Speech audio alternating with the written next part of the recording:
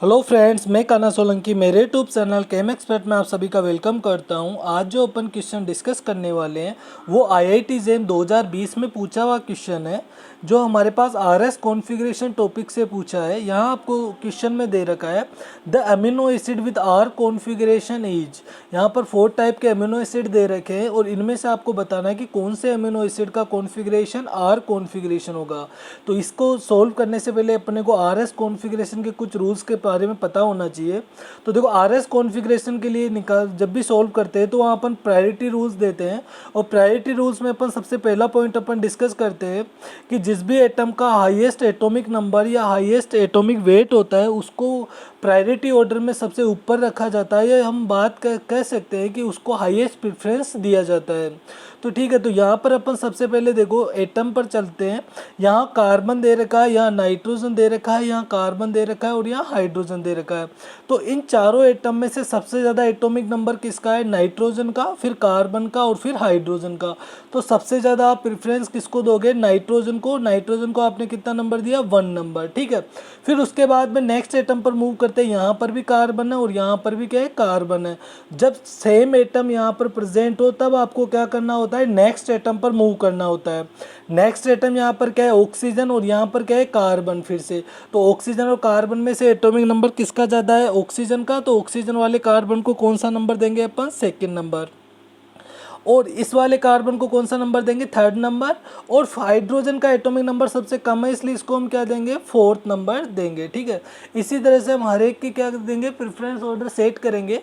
अब ये यहाँ तो आपने क्या दे दिया? यहाँ पर तो आपने प्रायोरिटी ऑर्डर या सॉरी यहाँ पर आपने एटम पर नंबरिंग दे दी है। अब यहाँ पर मैं बात करूँ, जो ये आपके सामने कॉन्फ़िगरेशन रिप्रेजेंटेशन दे रखा है वो रिप्रेजेंटेशन कौन सा है? फिशर रिप्रेजेंटेशन है। कौन सा रिप्रेजेंटेशन है? फिशर रिप्रेजेंटेशन है। और फिशर रिप्रेजेंटेशन में आपको पता है कि इस लाइन को आप क्या बोलते हो? Horizontal line. इस लाइन को क्या बोलोगे? Horizontal line. और इस लाइन को क्या बोला जाता है? इस लाइन को हम बोलते हैं वर्टिकल लाइन। इस लाइन को क्या बोला जाता है? Vertical line. Vertical line. ठीक है, तो देखो इस लाइन को अपन हॉरिजॉन्टल लाइन बोलेंगे, इस लाइन को वर्टिकल लाइन बोलेंगे। अब यहाँ पर अब जब भी आप आरएस कॉन्फ़िगरेशन निकालते हो तो यहाँ पर देखो 4 केसेस पढ़ते हो। यहाँ पे मैं भी 4 केसेस पढ़ने वाला हूँ। तो 4 केसेस कौन सा होगा? देखो, फर्स्ट केस में क्या होगा कि यदि हमारे पास 4 नंबर ओरिजोनटल लाइन में है तो आंसर क्या होगा, और 4 नंबर यदि वर्टिकल लाइन पे है तो आंसर क्या होगा? देखो, 4 नंबर यदि हॉरिजॉन्टल लाइन में है तो आपको आंसर को क्या करना है? रिवर्स करना है। आंसर आपका क्या करना है? रिवर्स करना है। ठीक है, रिवर्स। और यदि मेरे पास 4 नंबर वर्टिकल लाइन में है, 4 नंबर कहाँ पर प्रेजेंट है? वर्टिकल लाइन पर, तो आपको आंसर को क्या रखना है? आंसर जो भी आए उसको एज इट इज़ रखना है। एज इट इज़ एज रखना है। ठीक है, तो यहाँ पर आपको दोनों चीज़ें पता चल गई। यदि 4 नंबर ओरिजेंटल लाइन पे है तो आंसर को रिवर्स करना है, और यदि 4 नंबर वर्टिकल लाइन पे है तो आंसर को एज इट इज़ रखना है। ठीक है, अब अपन यहाँ पर देखो नंबरिंग दे चुके हैं, पहले से आपने नंबरिंग दी है 1 2 3 4। जब भी आपको यहाँ पर मूव करना है तो 1 से 2, 2 से 3 की तरफ और 3 से 4 की तरफ मूव करना है। चाहे आपका फ़ोन नंबर बीच में आए फिर भी आपको 2 यही सीक्वेंस रखनी है, 1 से 2, 2 से 3, 3 से 4। तो देखो, यहाँ से 1 से इधर चलूँगा तो 2 आएगा और इस साइड चलूँगा तो 3 आएगा। तो मुझे सिर्फ 1 से 2 पर चलना है और 2 से कहाँ चलना है? 3 के तरफ चलना है। अब देखो ये रोटेशन कैसा आ रहा है? ये रोटेशन हमारे पास क्लॉकवाइज आ रहा है, और जब क्लॉकवाइज रोटेशन आता है तो हमारे पास जो कॉन्फ़िगरेशन होता है वो आर कॉन्फ़िगरेशन होता है, और जब एंटी क्लॉकवाइज रोटेशन आता है तब हमारे पास जो कॉन्फ़िगरेशन होगा वो एस कॉन्फ़िगरेशन होगा। तो हमारे पास जो रोटेशन आ रहा है वो क्लॉकवाइज है, इसलिए ये क्या आ रहा है? आर होगा। बट 4 नंबर कहाँ पर है? 4 नंबर मेरा हॉरिजॉन्टल लाइन पे है। 4 नंबर कहाँ पर है मेरा? हॉरिजॉन्टल लाइन पे। और हॉरिजॉन्टल लाइन पे होने की वजह से आंसर को क्या करूँगा मैं? रिवर्स कर दूंगा। आंसर क्या आ रहा था? आर आंसर आ रहा था, इसको क्या कर दूंगा मैं? एस। तो इस वाले कायरल सेंटर का कॉन्फ़िगरेशन क्या हो जाएगा? S configuration.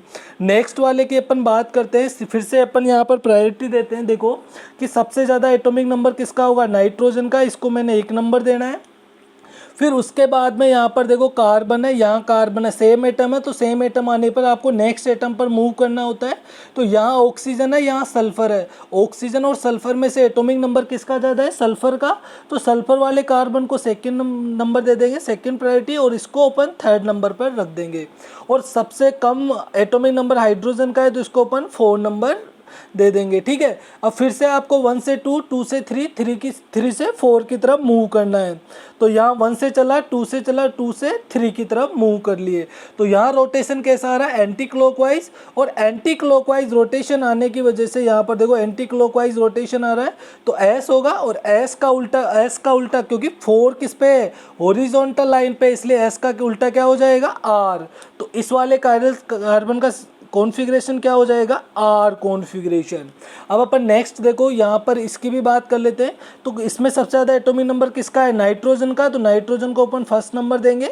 उसके बाद में हमारे पास यहाँ पर भी कार्बन, यहाँ पर भी कार्बन। नेक्स्ट एटम पर मूव किया, यहाँ ऑक्सीजन है, बट यहाँ फेनिल ग्रुप है, और फेनिल ग्रुप में कार्बन आल्सो प्रेजेंट। सो यहाँ पर हमारे पास क्या होगा? सेकेंड नंबर इसको देंगे, और थर्ड नंबर इस वाले कार्बन को, और 4 नंबर अपन किसको देंगे? हाइड्रोजन को। क्यों? क्योंकि उसका एटॉमिक नंबर सबसे कम है। अब फिर से आपको 1 से 2, 2 से 3 की तरफ मूव करना है। तो आप यहाँ पर क्या करोगे? 1 से 2 और 2 से 3 की तरफ आपको मूव करना है। ठीक है, और यहाँ पर फिर से कौन सा रोटेशन आ रहा है? क्लॉकवाइज।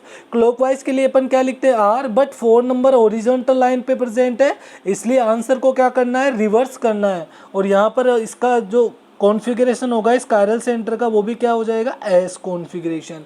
नेक्स्ट वाले डी ऑप्शन पर चलते हैं। डी ऑप्शन पर जब आप चल रहे हो, तो यहाँ पर हाईएस्ट एटॉमिक नंबर किसका है? नाइट्रोजन का, इसको 1 नंबर।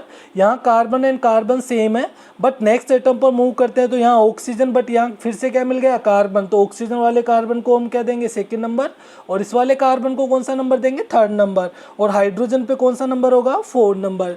फिर से आपको रोटेशन करना है, 1 से 2, 2 से 3 की तरफ मूव करना है। कौन सा रोटेशन आ रहा है? क्लॉकवाइज। और क्लॉकवाइज के लिए अपन आर लिखते हैं, और आर है, बट 4 नंबर हॉरिजॉन्टल लाइन पे प्रेजेंट है, इसलिए आंसर को क्या करना है? रिवर्स। और जब आंसर को आपको रिवर्स करोगे, तो यहाँ पर इसका कॉन्फ़िगरेशन भी क्या आ जाएगा? एस।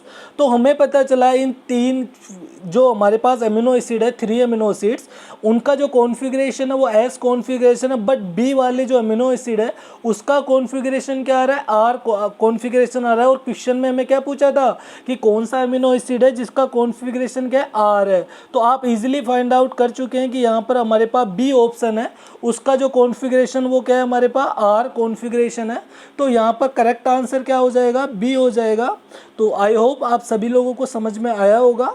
और अब अपन नेक्स्ट इसी तरह से बाकी के क्वेश्चन डिस्कस कर लेंगे। आज के लिए इतना ही। थैंक्स टू ऑल, और please share, subscribe and like also, and please bell icon press. Thanks to all.